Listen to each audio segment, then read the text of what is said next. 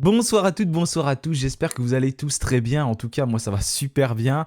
On se retrouve pour une vidéo après la trêve internationale. Oui, c'est long ces trêves, c'est long, mais ça y est, c'est fini, on va retrouver nos Verts dans ce championnat de Ligue 2 qui est passionnant. Les Stéphanois sont actuellement 3e, à seulement quelques points d'Angers 2e. Un peu plus loin on a Auxerre 1er, et puis c'est serré derrière également, donc il va falloir rester très concentré, assumer notre rôle et surtout marquer le plus de buts possible, en prendre le moins possible et prendre le plus de points possible jusqu'à la fin de la saison. Voilà, c'est-à-dire continuer sur cette dynamique. Et là, ça va être contre Valenciennes, 20e de Ligue 2, dernière équipe donc de ce championnat. Autant dire que la rencontre, il faut absolument la gagner. À 100%, il faut la gagner. Il n'y a pas d'autre issue possible. Bien évidemment, ce ne sera pas un match simple. Il ne faut pas prendre cet adversaire de haut. D'autant plus que cette équipe de Valenciennes a récemment tenu en échec Angers et Auxerre. Ça veut dire qu'ils ont une petite recette tout de même pour arrêter les grosses équipes. Donc méfiance. Mais Valenciennes va tout simplement se déplacer à Lyon ce mardi en Coupe de France. Et ça va compter pour les demi-finales de la compétition. Parce qu'en championnat, ils sont quasiment fichus. Donc il n'y a plus que cette Coupe de France qui reste pour eux. Autant dire qu'ils vont certainement essayer de la jouer à fond, c'est même sûr, pour aller jusqu'en finale. Et ça peut compter. On va y revenir dans quelques instants. Parce que j'ai relevé des propos que je trouvais très intéressants. Une nouvelle fois, donc, on va ouvrir le bal dans cette 30e journée de Ligue 2. Les Verts jouent à 15h. Je ne pourrais pas commenter cette rencontre comme d'habitude parce que là, je ne serai pas disponible. Donc le débrief même sortira certainement dans la soirée. Donc après, voilà, je ne serai pas disponible. Je regarde en replay, mais bien attentivement. Ça, ne vous inquiétez pas pour ça. Et là, on va commencer avec cette vidéo. On va présenter le match.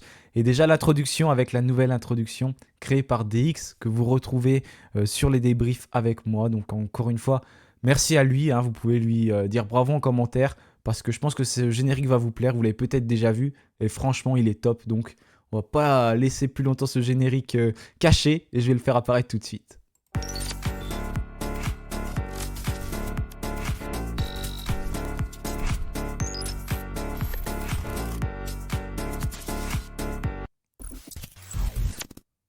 Franchement, je sais pas ce que vous en pensez, mais ce générique, il est magnifique, il envoie et pour aborder cette dernière partie du championnat, franchement c'est top. Comme d'habitude, j'ai attendu que Olivier Dalloglio passe en conférence de presse pour notamment évoquer les joueurs qui seront absents, voilà, qu'il fasse un petit peu le point. J'ai écouté la partie de Dalloglio, donc pour les absents côté stéphanois, on a Wadji, l'avant-centre stéphanois, c'est pas une surprise, on s'en doutait. Il ne sera pas là donc contre Valenciennes, mais potentiellement contre Concarneau. D'ailleurs, le stade est quasiment complet déjà pour la rencontre contre Concarneau où beaucoup de groupes de supporters fêtent les 90 ans, à l'exception des Magic fans qui les fêteront contre Rodez. En tout cas, Wadji n'est pas là. Il a fait sa dernière séance avec le kiné et il devrait donc revenir par la suite. Dalloglio a souligné l'importance de tous ces joueurs pour la fin du championnat et qu'il va donc falloir compter sur tout le monde. On imagine que Wadji ne va pas redémarrer en tant que titulaire, mais s'il peut faire des entrées en jeu, franchement c'est du luxe. Quand on voit que sur le banc par exemple l'autre jour on fait rentrer Bouchoirie et Tardieu, c'est top quoi. C'est là qu'on voit que ça peut être important pour Saint-Etienne d'avoir un effectif conséquent.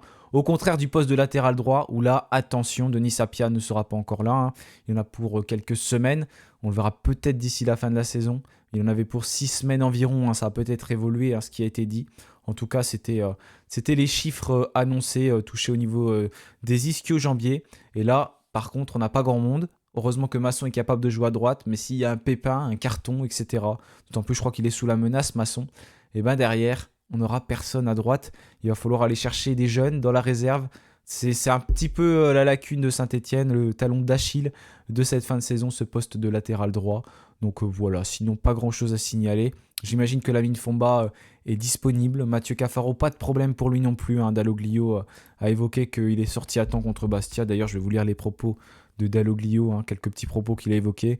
Après être sorti à temps à Bastia, Mathieu Cafaro va bien. C'est Nathanaël Mboukou qui l'avait remplacé, qui avait d'ailleurs inscrit un doublé et délivré une passe décisive pour Cardona.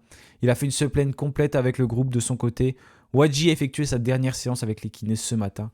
on le récupérera pour la semaine prochaine. C'est une bonne nouvelle. Voilà pour ce que Dalloglio a évoqué. Pas grand-chose d'autre à signaler. Après, j'imagine que ce sera des choix du coach, mais ça, on verra bien évidemment lorsque les 18 joueurs vont être convoqués et que le groupe sera annoncé là-bas dans 24 heures à peu près, ce vendredi à 17 h. Voilà pour les potentiels absents côté stéphanois. Donc un groupe potentiellement bien fourni. Du côté de Valenciennes, je vous parlais du match contre Lyon qui arrivait, qui était certainement plus important pour eux. Et bien justement, il y avait une interview dans le 11 valenciennois d'Anthony Knockert. Je vous ai relevé quelques propos que je trouvais intéressants sur les deux matchs qui arrivent. Après, peut-être qu'inconsciemment, sachant qu'on a une équipe jeune, il y en a beaucoup qui commencent à penser plus à Lyon qu'à Saint-Étienne. Je ne sais pas, c'est aussi logique. Si j'avais 18 ans, je pense que mon objectif premier serait de jouer Lyon. Maintenant, c'est au groupe de rester concentré sur ce match contre Saint-Étienne. Cela peut aussi permettre de gagner en confiance avant d'aller à Lyon. Voilà, c'est quelque chose que je trouve intéressant parce que on s'en doute bien, hein. Forcément, ils ont plus la tête à Lyon qu'à Saint-Étienne, hein. C'est assez marrant d'ailleurs comme affiche où ils affrontent Lyon après Saint-Étienne.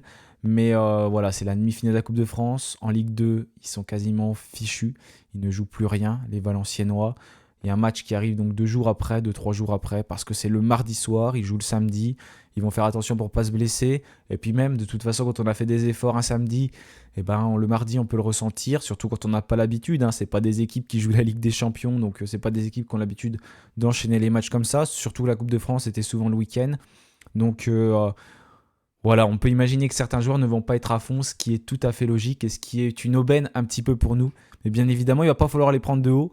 Et il va falloir en profiter un peu, qu'ils aient la tête ailleurs, parce que même s'ils ne le diront pas, bah c'est logique, hein, tout simplement de penser à sa demi-finale de Coupe de France. Voilà, j'ai relevé ces propos parce que je les trouvais intéressants. Sinon, j'ai pas vu les absents du côté de Valenciennes parce que la conférence de presse n'a pas l'air d'être passée, j'ai rien vu sur les sites, donc j'ai pas voulu prendre les autres absents d'avant parce que ça sert à rien.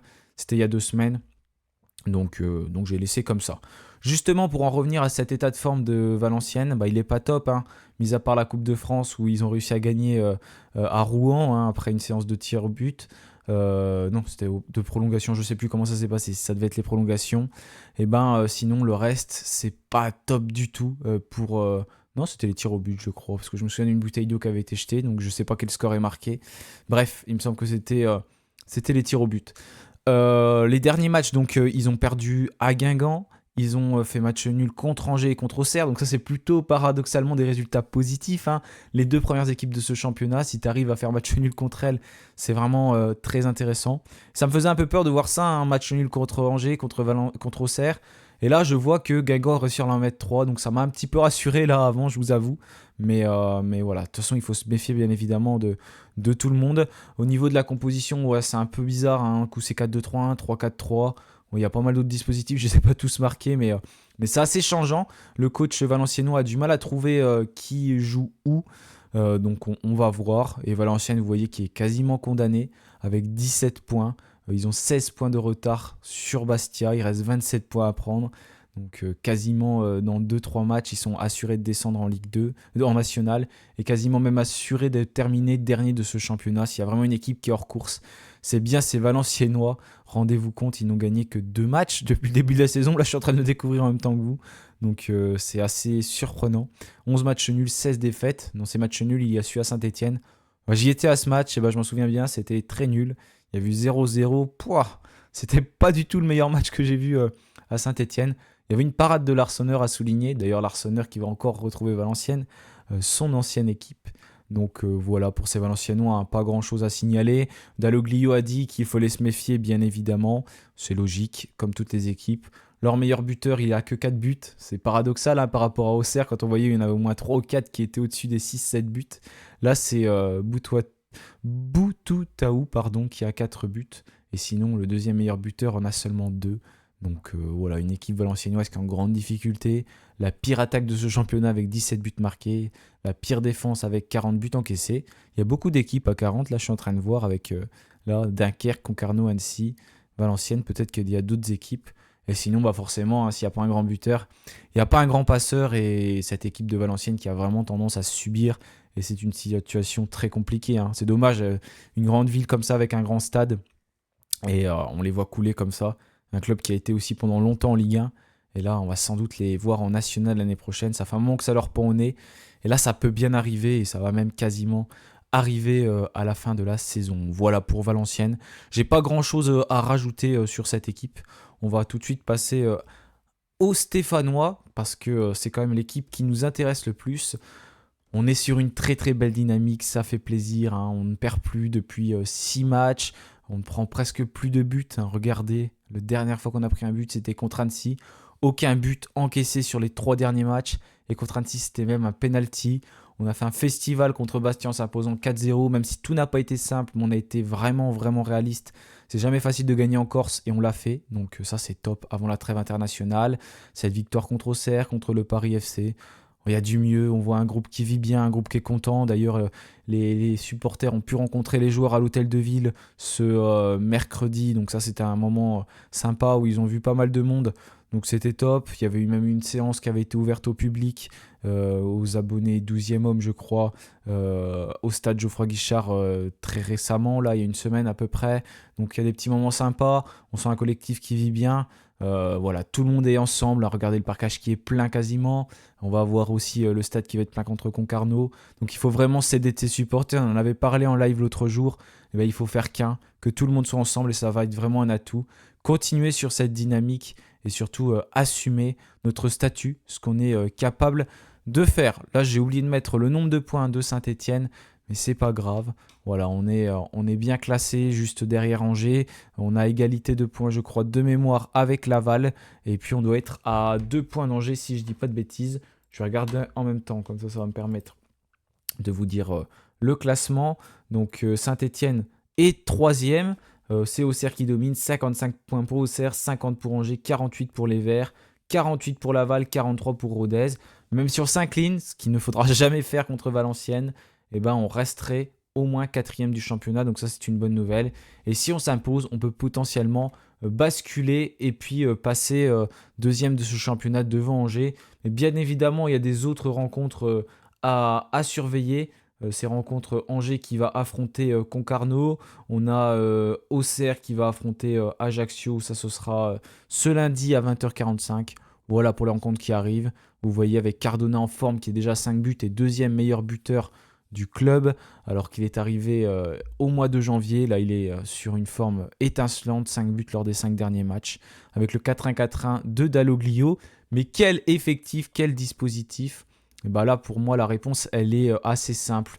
Pas beaucoup de changements, hein. Larsonneur dans les buts, forcément.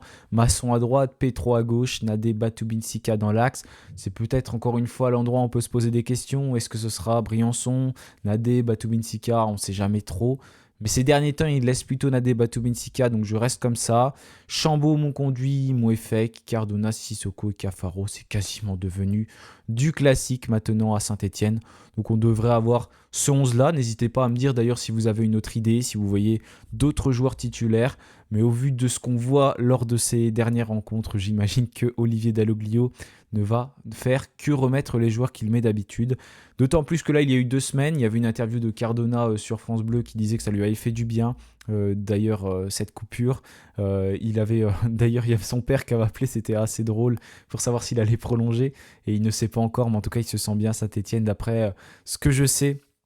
Et il ne serait pas contre, hein, il est en fin de contrat parce qu'il est prêté sans option d'achat, il est en contrat jusqu'en 2027, il me semble, avec Augsbourg. Donc, suivant ce qui va se passer à la fin de la saison, potentiellement Cardona pourrait rester. Mais on va voir bien évidemment comment les choses évoluent. Il y a tellement de choses qui doivent changer durant cet été, mais déjà on va se concentrer sur la fin du championnat et espérer que les Verts performent, continuent sur leur lancée en tout cas. On les attend maintenant, on a vu de quoi ils étaient capables, on a vu cet effectif et ce match contre Valenciennes, c'est tout simplement victoire obligatoire. Voilà, merci à tous d'avoir suivi cette vidéo, je vous souhaite une bonne fin de semaine et bien sûr, allez les Verts, salut à tous.